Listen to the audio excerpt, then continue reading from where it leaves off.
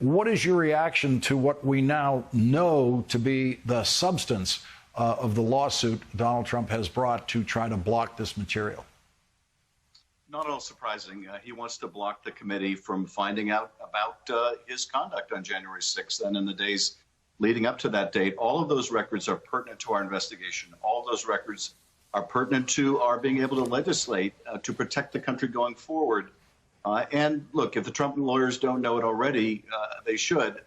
Their claims have no merit. As you said, Lawrence, the sitting president has the authority to assert privilege or not assert it. Joe Biden is not asserting privilege here. He recognizes that the national security interest is paramount here, that Congress be able to do its work. And as one of the amicus briefs made note of, that was filed by dozens of former Democratic and Republican members of Congress, if you can't effectuate Congress's power here to do oversight, then Congress might as well just go home.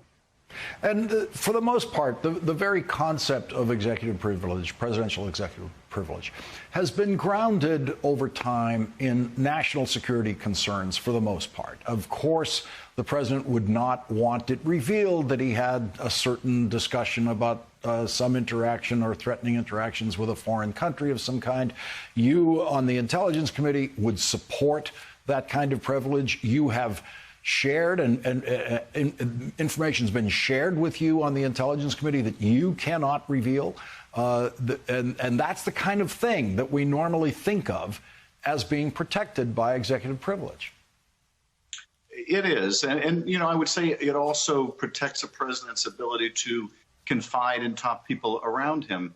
But as we saw in the Nixon case, those considerations ultimately have to give way if there's a paramount need to know in the Congress and in the country. That was true in terms of Nixon and the Watergate tapes.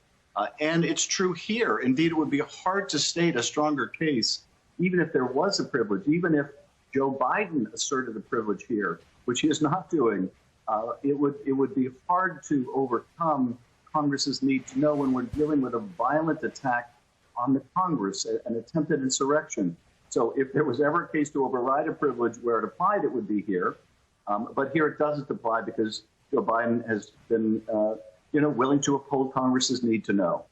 We just saw the United States Supreme Court today rush a hearing on the Texas abortion law, really speed up their process. Should the courts be doing that in this case? Well, I think there is a need for expedition in terms of the January 6th committee's work, because there's an urgency to being able to protect the country from another violent attack. The president continues to push out the big lie about the election that led to the first attack. And so I do think it's really important. I would also say that the courts need to be mindful of the practice of Donald Trump to delay justice in order to escape justice. We saw that for 4 years as the former president went up and down the courts merely for the purpose of delay. And here that delay could be disastrous for the country. So, yes, I think all of the courts, district court, court of appeals, Supreme Court, any courts that look at these issues need to move with the greatest possible expedition.